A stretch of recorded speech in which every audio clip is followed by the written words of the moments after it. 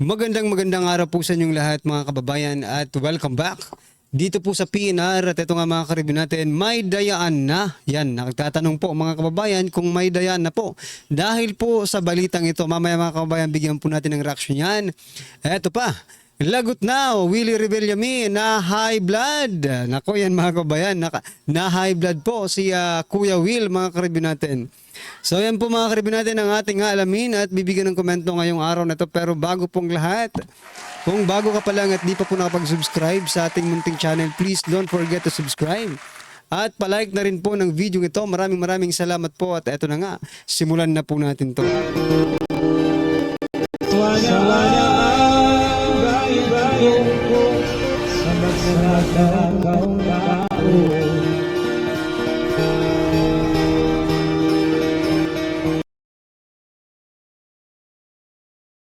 So yan mga kababayan, bago po natin muling i-play ang video ito, pasadahan po muna natin ang mga nagte-trending na mga balita dito po sa mundo ng social media. At ito nga mga karibin natin, patungkol pa rin po sa eleksyon ng ating bibigyan ng reaksyon. At ito nga, concern sa automated counting machine. Ito, pakinggan po natin to at bigyan natin ng reaksyon para mas lalo po nating maintindihan ang concern na ito. Ito na po. Kasi chine-check natin yung machines. When we did this in the con before with Chair George, when I shaded dalawang numbers, names, hindi ho yan binilang doon. So, yung akin, and then in another ballot, I overvoted. 13 ho ang binoto ko. According to their desotet dito, dapat hindi binabasa. Pero yung aking overvote, binasa. Yung 1 to, only 12. 1, 2, 3, 4, 5, 6, 7, 8, 9, 10, 11, 12. 12 names I overvoted. Pero 13. So sabi ko, sino ngayon ang nagde-decide na from 13 going 12 at sino ang hindi kasama sa 12 ko. So I requested the DESO to request for an overvoting of all.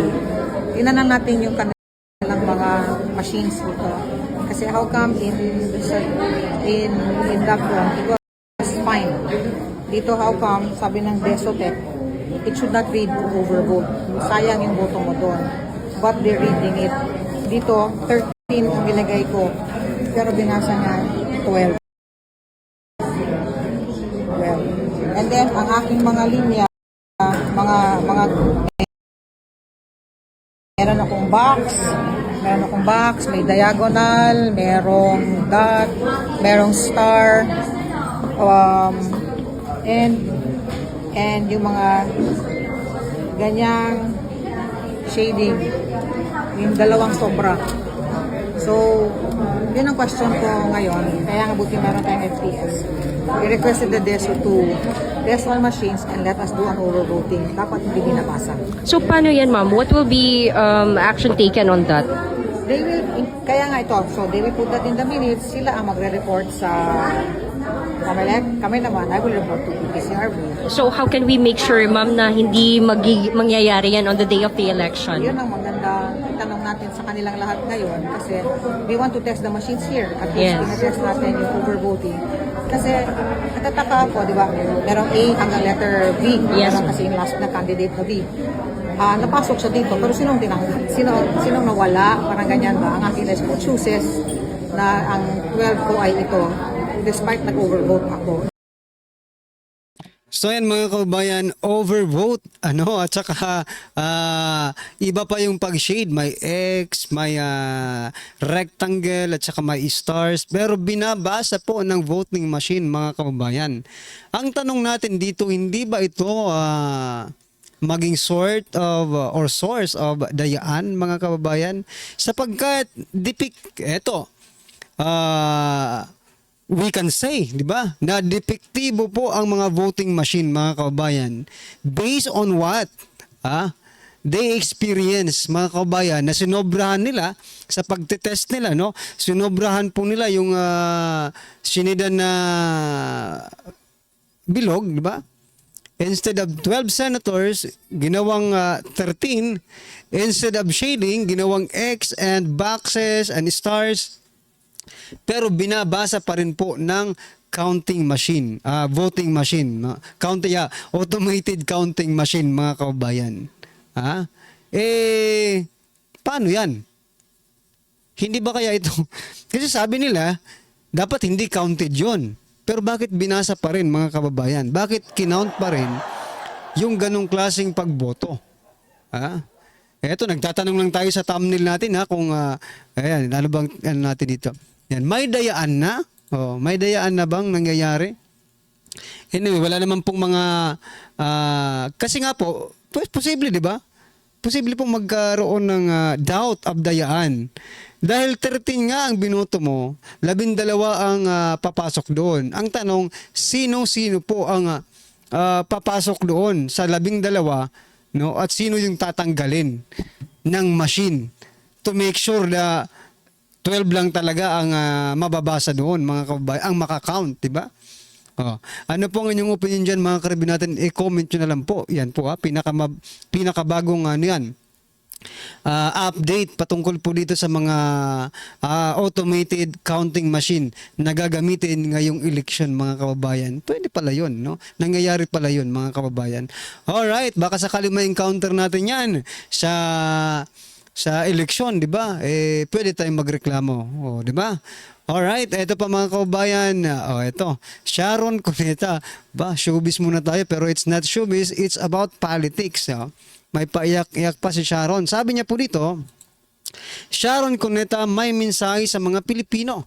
Bakit po ba ayaw niyong iboto si Kiko? Tinatanong pa kung bakit ayaw namin iboto si Kiko. Wag mo na kaming tanungin. Ang asawa mo ang tanungin mo kung bakit hindi siya binoboto ng taong bayan. Bakit kami ang tatanungin mo? Sabi niya po dito, bakit po ba ayaw niyong iboto si Kiko? Ano po ba yung mga doubts ninyo? Kasi lahat ng kasinungalingang nilabas against him, may resibo kaming katapat. Meron kaming magpapasawalang katotohanan doon sa mga binibintang nila, sa mga paninira nila. Sinisiraan pala ngayon si Kiko. Hindi ko alam Sinisiraan pala si Kiko Pangilinan ngayon, election na ito.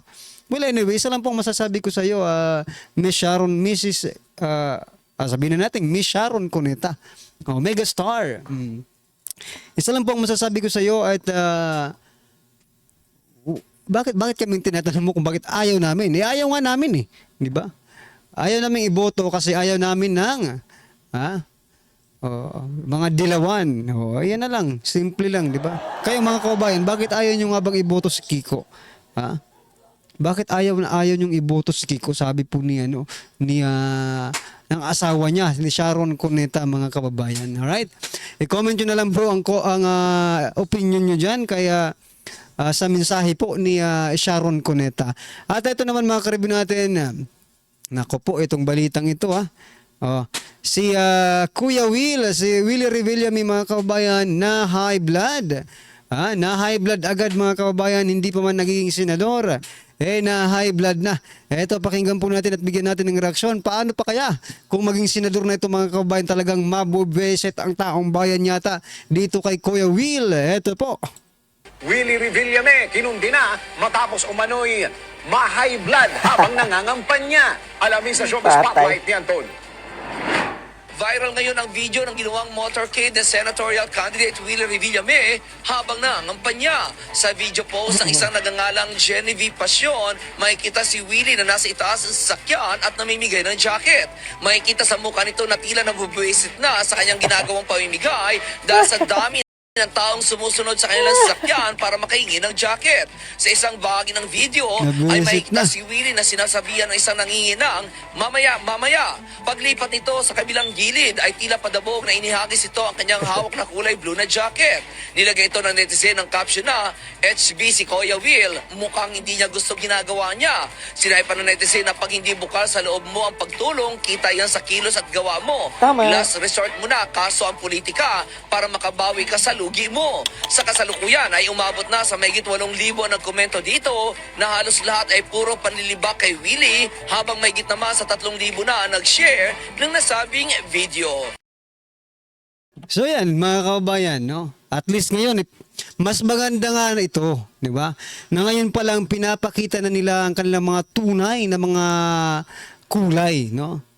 This is not about public service, mga karibin natin. Sa totoo lang, yung kay Kuya Will, it's not about public service. Kasi kung public service, mga kababayan, nako, nakakatulong naman siya, di ba? Kung may talagang gusto niyang tumulong, kung may pera siya, kung sinasabi niyang mayaman siya, bakit hindi niya bakit hindi siya kusang tumulong, di ba? At dito talaga natin makikita, mga karibin natin sa video ito, talagang medyo nagalit, no? Medyo masama ang pagmumukha ni Kuya Will. At na high blood nga. Hindi natin alam, no, kung ano yung rason at his end, no? Kung bakit ganun ang naging pag-uugali niya in front of the public, mga kababayan, no? Alam naman natin yung mga artista magaling tong magtago ng emotion, di ba? Magaling po tong umarte. Pero bakit kaya hindi na itago ni Kuya Will ang kanyang pagkakabweset sa mga sa pamigay niya ng jacket? Yan kasi, no? Hindi naman talaga jacket. Ang init-init nga dito sa Pilipinas, jacket bang ipinamimigay mo? Aircon ang ipamigay mo kaya para iboto ka ng taong bayan. Bakit jacket kaya? Sa bagay na na parang na-adapt niya na doon sa kanyang programa. Bigyan ng jacket yan. Paano ba yan? Hindi po aircon ang nasa ang labas ng studio ninyo. Kung di napakainit at maalinsangang panahon po, mga kababayan, tapos jacket pa ang ibibigay. Nako po. Yan. Ano po ang inyong opinion dyan, mga karibin natin? I-comment nyo na lang po. At ito, pasadahan din po natin ito. Kahapon ko pa talaga ito gustong banatan pero ngayon ko lang na-share sa inyo, pasensya na po kayo. Eto, banatan po natin si Senator Francis Tolentino. Sabi niya po, kung gusto niyo po mawala ang West Philippine Sea, kung gusto ninyong masakop ng China ang Pilipinas, huwag niyo kong iboto. Talagang grabe ang linyahan natin, grabe po yung script natin. Baka nakakalimutan mo, Senator Tolentino, senador ka po nung mayroong pong sigalot dyan sa China. Anong ginawa mo? May nagawa ka ba? Bubudulin mo na naman ng taong bayan Bakit pag ibunoto ka ba namin talaga? May magagawa ka para mabawi or maging atin ang West Philippine Sea? Claimants po tayo Marami pong claimants dyan sa area na yan. No? Hindi mo pwede sigurong suluhin basta claimant ka lang Diba? Marami po kayo Hindi mo pwedeng suluhin. That's what yan ang opinion ko. Pero balik tayo po dito sa sinasabi niyang pag siya ay hindi binoto, masasakop tayo ng Pilipinas. Well, let's try. No? Let's try. All Filipinos, mga kababayan ko. Subukan po natin huwag iboto. At hindi naman talaga natin iboboto si Tolentino. Kung masakop ba tayo ng China. Kasi kapag hindi tayo nasakop ng China, si Tolentino ang ibigay natin sa China. Nakakagigil yung mga ganitong statement, diba? Parang ginagawa nilang tanga, bobo ang taong bayan sa mga ganitong statement, mga kababayan. Senador ka ngayon Yeah. Senador ka nang may nangyayaring kaguluhan dyan sa West Philippine Sea. Anong ginawa mo? Tumulong ka ba sa Coast Guard? Nagtatanong lang. Tumulong ka ba sa Navy? Nandun ka ba nung bombahan sila ng tubig? Diba? Nagtatanong lang ako, mga kababayan. Dahil sobra naman po ito. Parang tinatakot na tayo. Diba? Tinatakot na tayo pag hindi daw siya nanalo, sasakupin tayo ng China. Bakit ka ba? Shield ka ba ng Pilipinas? Para sa, diba? Kahit hindi ka naman manalo, pag sinadya talaga ng China, sakupin tayo, sasakupin tayo Diba? Kahit manalo ka naman, kapag hindi nila ginawa, hindi nila gagawin. Wag niyo pong utuin, wag niyo pong gawing bobo ang taong bayan, Diyos ko po. Ito pa, mga karibyo natin, bigyan din po natin ng reaction. Isa pa ito. Ito pa, isa pa, mga kababayan, sa Tito Soto. Nung una, sabi niya po yung sweldo niya, ibibigay niya na lahat ng sweldo niya or yung sweldo niya bilang senador ay ibibigay niya sa mga kapos na estudyante. No? Wala na siyang susweldoin. Iwan ko lang kung saan siya kukuha ng panggastos niya. Di ba? Ngayon naman po, mga kababayan, sinasabi po ni Tito Soto, Tito Soto tinawag na lokohan. Lokohan lang ang ipapatupad na drug test sa mga PUV drivers. Lokohan daw. Paano naging lokohan yun? This is a serious matter.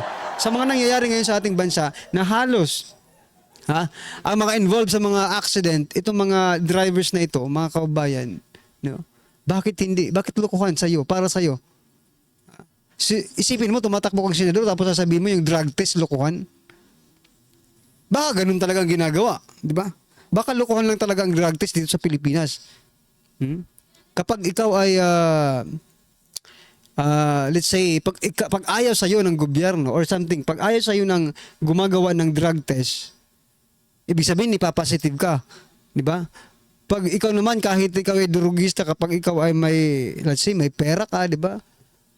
Mababayaran mo yung drug test, di lusot ka pa rin. Ganun ba? Lokohan, mga kababayan, ang ganyan bang lokohan na sinatawag?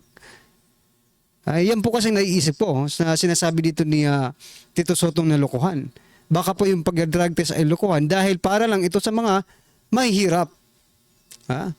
Yung mga mayayaman ay nakakalusot sa mga drug test.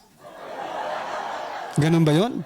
Anyway, ano po ang inyong opinion dyan, mga kababayan? I-comment nyo na lang po at ito. Pasadahan po natin itong balitang ito or video ito. At bigyan po natin ng reaksyon. Ito na po. Pwede nilang makita pa rin yung mismong encrypted balikan lang po natin, nila. no? Pwede pa rin makita anytime. Kahit 2 linggo na nakalilipas, pwede pa rin nilang makita. Pero hindi po nila makikita yung mismong pangalan ng mga binoto nila. Kasi nga po, na-encrypt na. Na-encrypt na. Diyos ko, George Garcia, paano naman yun maiintindihan ng mga ordinaryong Pilipino yung mga sinasabi mong encrypt? Bakit? Ganyan ang ginawa nyo. Di ba pwede after pagboto, makikita sa resibo yung mga names ng mga binoto agad? Bakit may pa-encrypt pa? Diyos ko, bilyon-bilyon ang bayad sa inyo, tapos bibigyan mo lang kami ng explanation na kasi na-encrypt. Simple logic naman yun. Kung online voting, after mo makast ang votes, dapat after nun, makikita mo ang resibo kung sino yung binoto mo. Wala nang encrypt. Ano encrypt?